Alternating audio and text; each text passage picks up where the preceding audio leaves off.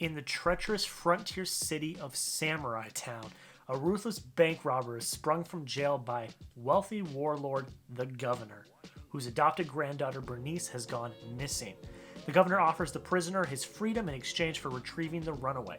Strapped into a leather suit that will self-destruct within 5 days, the bandit sets off on a journey to find the young woman in his own path to redemption. Welcome, ladies and gentlemen, to the Prisoners of Ghostland.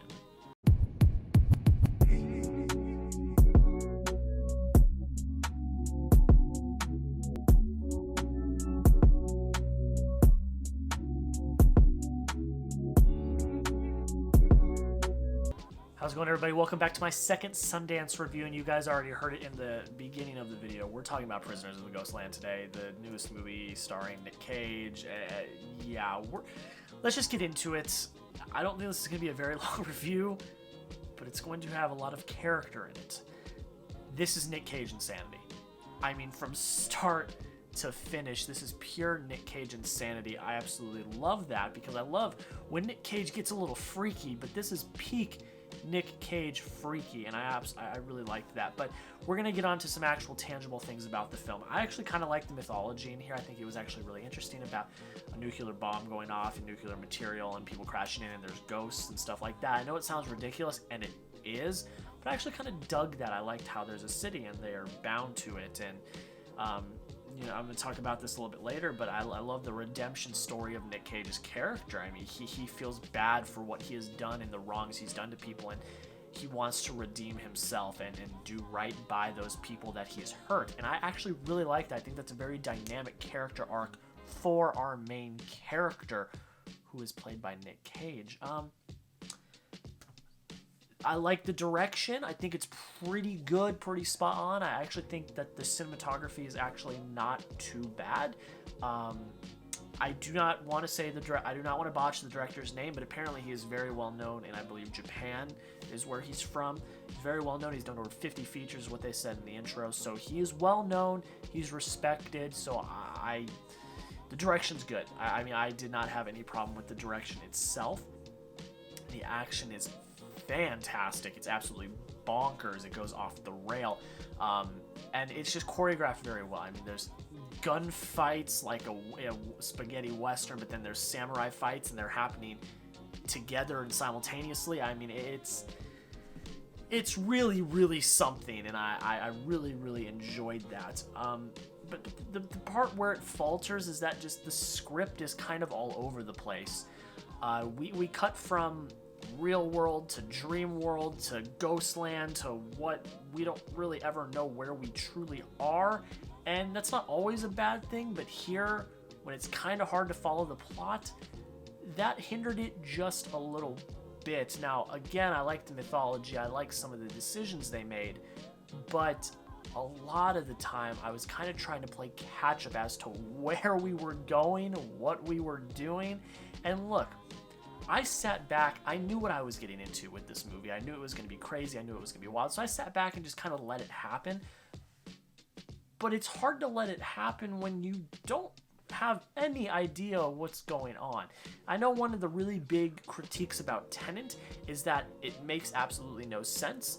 For me, it made sense, so I was able to just sit back and be like, all right, let's just let it happen. In this case, it didn't make a lot of sense in some aspects. There was a good middle half of the film where I was kind of lost throughout. I was like, is he alive? Is he dead? Is he in a Ghostland? Is the Ghostland a real place, or is it in the head or the spirit? Like, I didn't truly know. And that's the one part that I think really hinders this film, is the fact that the story, while it has some substance, is really all over the place. But that's not to say I didn't have a dang good time. I mean, I really did enjoy it. You've got Nick Cage spewing out a curse word every other sentence, saying hi freaking ya, except trade out the freaking for the other F word. I mean, come on. He loses one of his man things, if you know what I'm saying.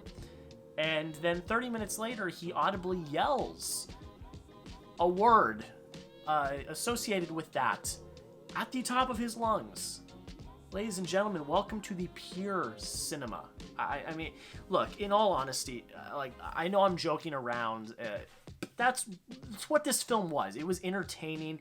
It was action-packed. It was Nick Cage being his absolute bonkers self. I mean, that's literally what it was. And I know I'm making a little bit of fun of it, but I did enjoy it. And there are merits to it. Again, I think the direction is really good. I do. I think the arc of our main character finding redemption and feeling bad for the wrongs that he had done, I actually really liked that arc. I think it actually worked pretty well. Reuniting with his partner in a certain way, I'm not going to spoil that, but reuniting with his partner, that was a really great moment in my mind. I thought that was really sentimental and special. So I know I'm kind of memeing it a little bit. I do. But there are merits to this film. There are. And I did enjoy those parts. It's not a bad film whatsoever. It's going to find a cult following. I will guarantee that. A lot of people are really going to love it. I don't love it. There are some parts in the script, like I've already talked about, that are a bit of an issue that I don't love, but I respect it for what it is. I respect it for what it was going for, and I had a dang good time with it. That is it for the review. Like I said, these aren't going to be very long. I'm whipping through them. Let's get into the point breakdown. So yeah, this was a crazy movie. Entertainment, 25 out of 25. I had a damn good time. I really, truly did. It was absolutely amazing. Performances, 20 out of 20. I mean, Nick Cage's performance alone deserves the 20 out of 20. I mean, it was really masterfully done. I had a lot of fun with it. I gave direction 8 out of 10. Like I said, the direction was really good. I gave writing 4 out of 10. I was lost in the middle. I really was. I had no idea what was going on. And then, they tried to resurrect it, and it didn't really work for me. The only reason why I even have, 4 points is because of that arc of redemption. It's really the only thing I liked writing-wise about this script. And, of course, a few of the expletives that Nick Cage threw out. Emotions, 5 out of 10. Wasn't really attached to any of the characters or anything going on. Cinematography, 7 out of 10. I think it's shot pretty well. Pacing, 4 out of 5.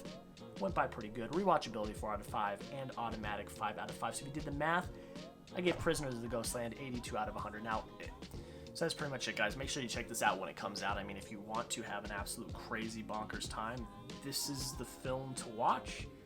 Like I said, it's absolutely crazy. For better or for worse, I don't know. But go check it out, guys.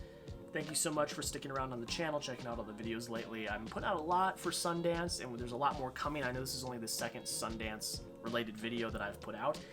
I think I've got 3 or 4 more coming out in the next week regarding Sundance. It's been crazy. If you have not checked out my Twitter, I'm giving all my immediate reactions for every film I watch.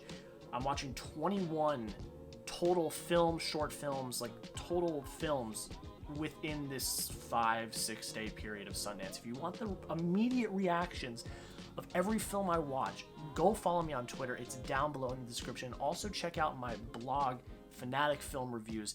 That link will also be down in the description. I've been doing daily recaps every day, going more in depth about each film I watch. So they're not quick blurb reviews like on my Twitter. They are actual, thought out, thoroughly written reviews of my thoughts on these films.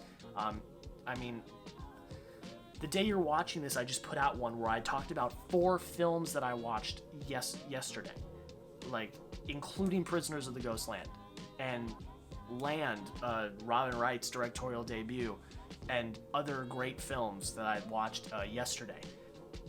Go check that out. It's very in-depth. I go in-depth about each one of them, tell you what I liked, tell you what didn't really work for me. You get to see the point breakdown for each one of those films.